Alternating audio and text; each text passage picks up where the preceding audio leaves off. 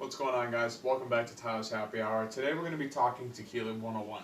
Now, before you guys click off this video, the people that have either ruined tequila for themselves with a late night out or that just drink Jose Cuervo Especial and don't really appreciate the spirit, this video is for you. Get you back into tequila, get you to try some really good tequila. I'm going to tell you how to make tequila basically from the roots up, and we'll go from there. So let's get started.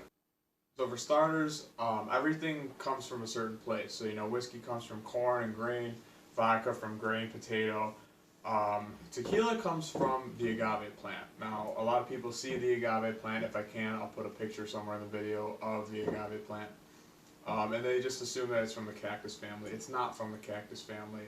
Kind of looks like it is, it's not. I don't know what family it's from, but it is not from the cactus family, as a lot of people think.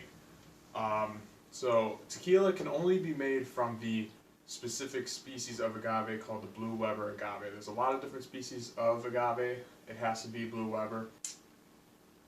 So basically all tequila that's produced starts with the agave. Now, what's going to happen here is the farmers are going to dig that agave up, and they're going to take a tool called a koa.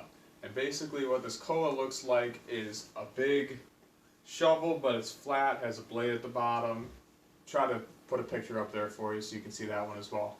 And they're going to dig that agave up, and they're going to cut off all the top leaves, and just basically you're going to be left with this big ball with a bunch of stalks missing out of it. And that's basically called the piña. Now what they're going to do with these piñas, they're going to load them in the truck, they're going to take them to the distillery, basically to start the process of making tequila.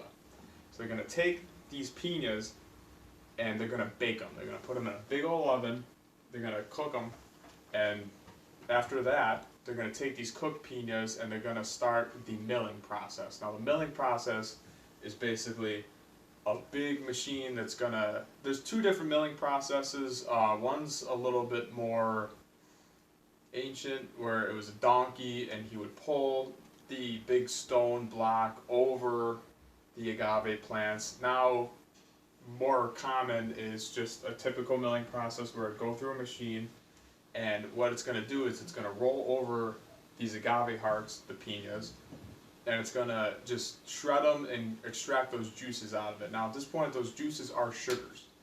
So every alcohol needs a sugar to start with. That's just kind of how it goes.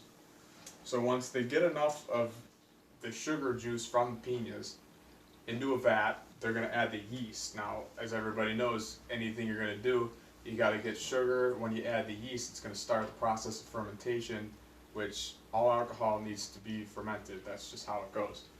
So what's going to happen then, after the fermentation process, I'm not entirely sure how long it takes, honestly, but after the fermentation process begins the distillation process, which a lot of you are going to be more familiar with. So you're going to distill your product off of the fermentation, which is going to end up tequila at that point, and it has to be legally distilled twice. All tequila, through the distillation process, it has to go through once, and it's got to go through again by law in Mexico. A lot of brands don't choose to distill it a whole other time, but some do, and that's fine. Typically what happens when you distill something more than once, or the more you distill something rather, the less flavor it's going to end up having. So a lot of different tequila brands will keep this 2 times distilled process down. That's just part of their thing now, because they don't want to lose any more flavor than they already have, having to distill it twice. So I have 5 different tequila brands on the bar here. This is going to talk about the aging process basically. So here, first you have a Blanco. This is right now my favorite Blanco I've ever tried. I try to drink more like Reposado and Añejos. We'll come back to that though. But this is one of the smoother Blancos that I've tried. Retails at around $23.99. Blanco basically means unaged. So once it comes out of that distillation process, a lot of the brands decide not to age it at all, and they'll just put it right in the bottle. Or you can age it up to 2 months, either in a stainless steel cask or in a barrel. But a lot of brands, like I said, just right off the distillation process, they'll put it in a bottle. That's your Blanco tequila. Now here's your Reposado. These are actually both Reposados. I do own this one. I haven't tried it yet. I didn't want to open it quite yet. So I got this one just to show you guys the color difference. Now a Reposado can be aged anywhere from that 2-month period where the Blanco cuts off up to 1 year.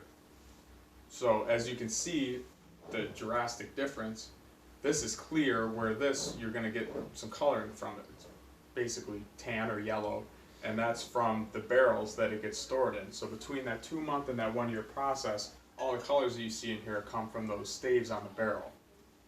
Now, over here you have the Añejo. An Añejo can be aged anywhere from 1 year to 3 years. So as you can see, this one's more of a gold color, while this one still is that yellow color. I don't want to make you guys think that every Reposado is going to be darker than an Añejo, or a Reposado that is lighter than an Añejo is going to be an inferior product. That's not what I'm saying at all. It's just, it comes down to the brand, the barrel that they use, and how long they decide exactly for that product to be there. So here I have an X Añejo. Now an X Añejo, or an extra Añejo, is aged 3 years on. I don't think there's a limit, but this one that I have here, it's a Espolón X Añejo. It's age 6. So here, we'll just pour it in the cup here. Now as you can see, if you can see it from that distance, it actually bears more of a resemblance to the Reposado, and this is age 6 years compared to between 2 months and 1 year. So I really don't want you to think that the color is what you want to look for necessarily. It's more or less just, like I said, the barrel itself is probably what impacted this to have a little less color than this one that's going to be aged between 1 and 3 years. Now I kind of want to finish this lesson off with just a quick FYI and just a summary. I've tried a lot of tequila over the years, and I've learned that not every brand that you like, you're going to like the entire line that they make. Most brands will make a Blanco, a Reposado, and an Añejo. Now, just because you don't like their Blanco doesn't mean that you won't like the Reposado or the Añejo that they have to offer. If you like their Añejo, you might hate the Reposado or the Blanco that they have to offer. I find myself buying different brands of different types of tequila just because I might not be a fan of the one that they offer. So you can switch up the brand all you want. It's going to be a lot different strictly because of the aging process. So don't think that you have to stick with one brand. You can branch out. I encourage you to try as many tequilas as you can. They're all going to taste a little different. That's just how it goes. Also, if you are not a tequila person at all and you made it this far in the video, I encourage you to try as many tequilas as you can, because I'm sure you'll find one that you like. Somebody that might be a bourbon person, there's a lot of tequilas that drink like a bourbon. If you like really expensive cognac, there are tequilas that are aged in cognac barrels that end up drinking like a cognac. They taste and smell like a cognac, and you might enjoy it with that little bit of tequila taste in it. So I encourage you to try as many as you can. They might be more expensive, but if you see one at a bar and you ask about it, I would fork the money out just to try it. Why not? So yeah, I hope you guys learned something today. I hope I didn't stutter too much. There was a lot of information here that I had to cover. And yeah, I'll check you out in the next video. Cheers.